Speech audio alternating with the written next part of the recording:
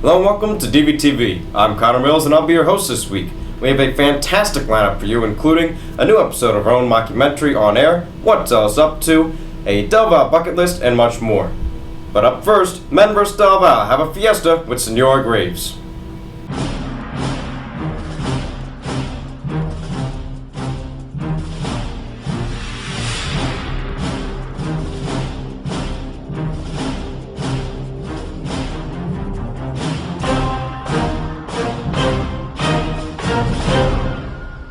Hola chicos, me llamo. Welcome back to Men vs. Delaware. I'm Denver. And I'm Ryan Grylls. In today's expedition, we'll be discovering the uncharted train of E107. I'm feeling Spanish in this room. Look over there. It's the wild expert, Miss Graves. Let's see what you should say. Survive this class. So, Miss Graves, how does one survive the E107? Hola chicos. Bueno, well, my first tip is to have a really active class, and one of the things we do is called tertulia, and that's where everyone takes out a list of questions and then they begin to talk to one another and we really get Spanish started. My second tip is to stay energized. Oh, sorry. Oh, crikey, watch out for that one. Well, in my class we do all kinds of fun exercises for brain breaks. We have Zumba, and that's really, it adds a real element to our class where everybody gets involved and they're energized and they really love to do it, and it just makes for the class to go a little bit more smoothly. You know, now for my third tip, it's all about puntos, right? For answering questions, you get puntos, and these puntos can be extra credit. Who doesn't like extra credit? When you're in a pinch, puntos can be a nice way to pad your grade. Now, Mrs. Graves, what is the most important tip to surviving E107? Well, I must say singing. The sing-alongs that we have in class for a brain break are awesome. Especially the song that we have called Color Esperanza. Everybody just loves it, and sometimes we even sing Annie in Spanish. We know the tips, we know how to survive. This has been Men vs. Delaware. We'll see you next time.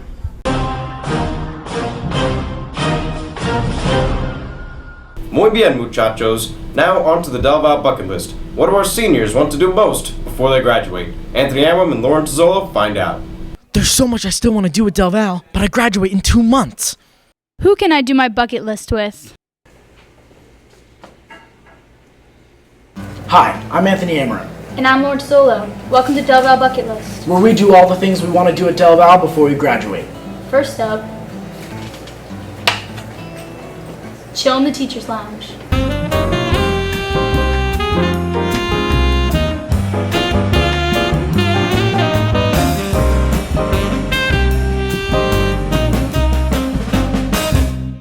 Next up, touch Mr. Farnsworth's beard. Next up, wear no shoes for an entire day.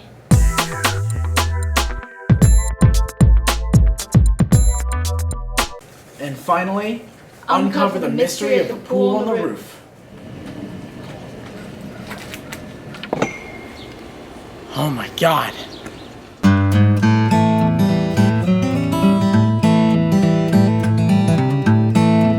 It's almost time, seniors, but you still have about 2 months to go before graduation. Now, let's look at someone who still has a lot of time before graduation, sophomore Ellis Stanton.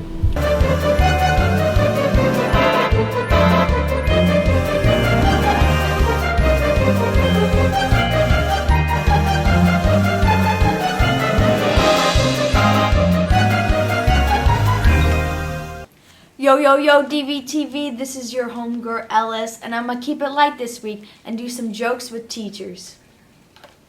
Mr. Murphy, what kind of tree does a math teacher climb? I don't know. Tell me, Ellis. A geometry. Knock, knock. Who's there? 2. To who? To whom? That's a good one. Hi Alice, how you doing? Hi, Miss Graves, what's up? Not too much. You know what? I had a question for you. Alright, what's that?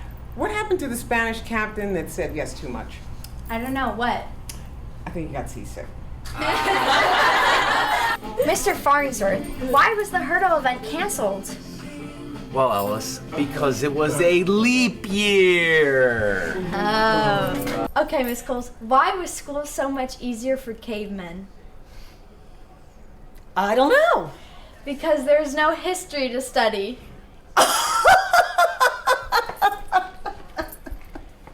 That's a good one.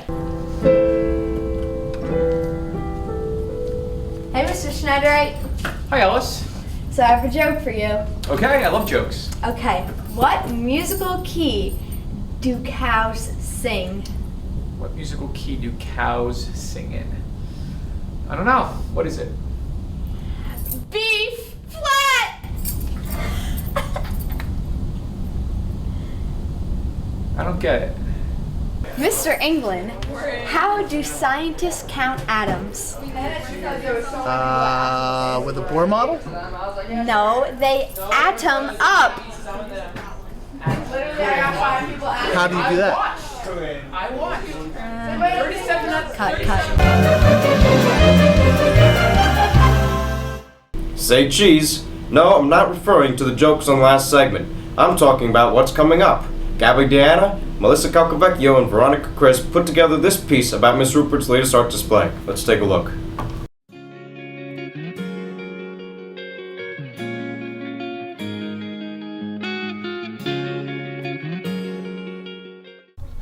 Hey guys, it's Gabby Diana and I'm here with Mrs. Ruppert, and today I'm going to be asking her about the Eyes Inside installation. So Mrs. Ruppert, what even is an installation? Good question, Gabby. An art installation is art that is made specifically for a site. So unlike a painting or a sculpture that may hang on the wall or sit on a pedestal, an art installation transforms the space that the art is in. The art installation here at Del Val, the Eyes Inside, will require that the students enter the courtyard and experience the art from all three sides of the courtyard, and reflect on how that experience is affecting them. So what is the purpose of this project and what do you hope students will take away from it? Great question. The purpose of the project is, partly that students get exposed to an installation, that they actively engage their school environment in a new and exploratory way. The photography students looked at a Harvard case study about how how self-consciousness peaks during teenage years. And based on that study, we did a survey in class and found that, students are most affected by peers and strangers. So thinking about peers, we decided to start photographing eyes and start filling up the spaces of these windows with the peers that are always interacting and looking at each other during the day, and making a point of that and kind of saying, take a look at this. We're all very different in regards to how we look, and but in general, as the students become more aware of what the installation's about, maybe their awareness is heightened in regards to the fact that maybe we're all more similar in how we're responding to being observed. So this sounds like an awesome project. How can everyone get more involved in it? So we're hoping that not only students, but staff and faculty are all represented in the installation. And you can keep your eye out for photography students running around with cameras on A and C days during 3rd and 7th period, and also during unit lunches. They'll be coming around with cameras, getting uncomfortably close and taking the photograph of your eyes. Thank you so much for your time, and I can't wait to see what the finished product looks like. Thanks, Gabby. Thanks, DVTV. Mr. Farnsworth and I are really excited about seeing this project evolve. So hopefully DVT can come back and check it out as it wraps up next month and all of the eyes keep growing on all the windows. Take care. And now what you've all been waiting for, the DVTV mockumentary on air. Oh, where's Jack? So ever since April Fool's Day, Sean and I have been in a bit of a pranking war.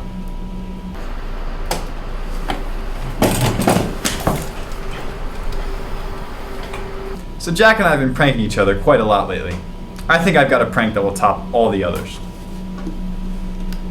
This here is Jack's Gatorade. This is Bull Tranquilizer. I'm going to mix a little bit into his drink just to make him fall out of his chair in the middle of class. It will be hilarious.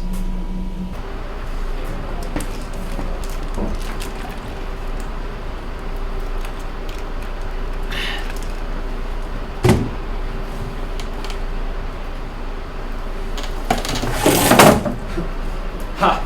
April Fools, Jack! Who's the loser now, huh? Jack? Yo, Jack. Jack! Yo, it's just a prank, man. Yo.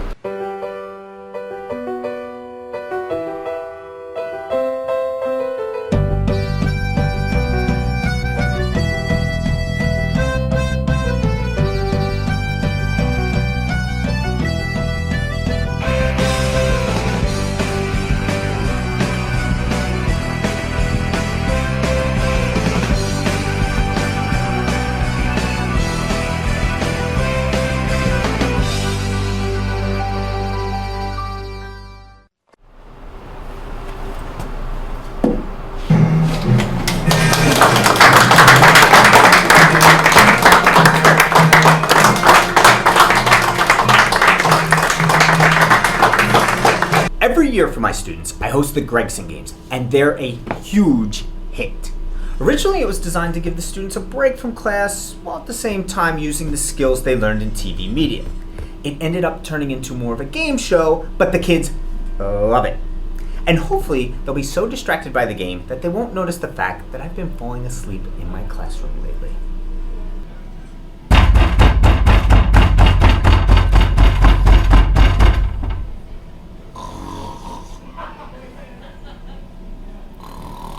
So it wasn't working until I showed up. It's my senior year right now, and I've been eliminated from the Gregson Games the past 3 years. Once because it was a surprise elimination. Once because Gregson said my hair was too brown, and once because my name started with the letter L. It's my senior year now. I'm gonna win the Gregson Games this year.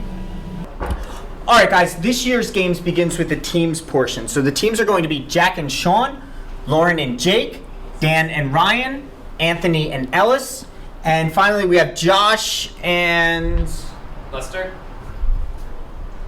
Okay, Josh and Lester. Connor, you gotta team up with whoever comes late. Alright guys, each of you needs every single item on that list. However, the last team back is out of the game. Ready? Go! Go, Lauren!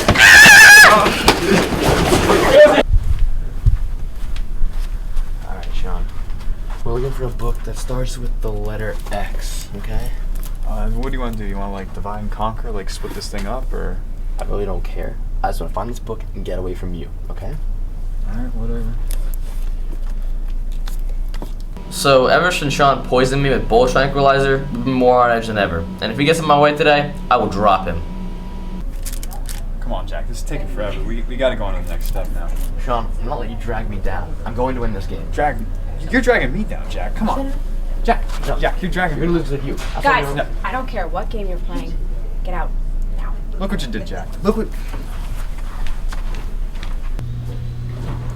Okay, we got a math teacher signature and a ball. And the expo marker. You did grab the expo marker for Mr. Kirschman's room, right? I didn't know I was supposed to get that. Lauren, I knew you'd mess this up. We can't let this hold us back. We have to keep going. Come on. Alright. Who will win the Gregson Games? Will Jack and Sean be able to pull it together? Will Jake and Lauren be able to recover from Lauren's mistake? Will Dan ever stop talking in that accent? Does Connor find a partner? What's Ellis up to? What is Lester's dark secret? Find out next time on Air.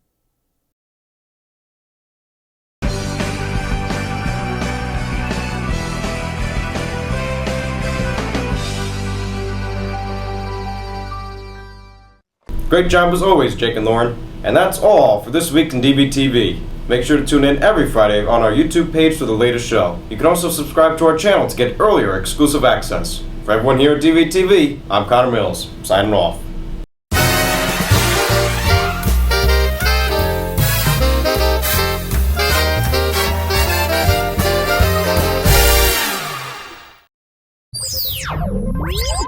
You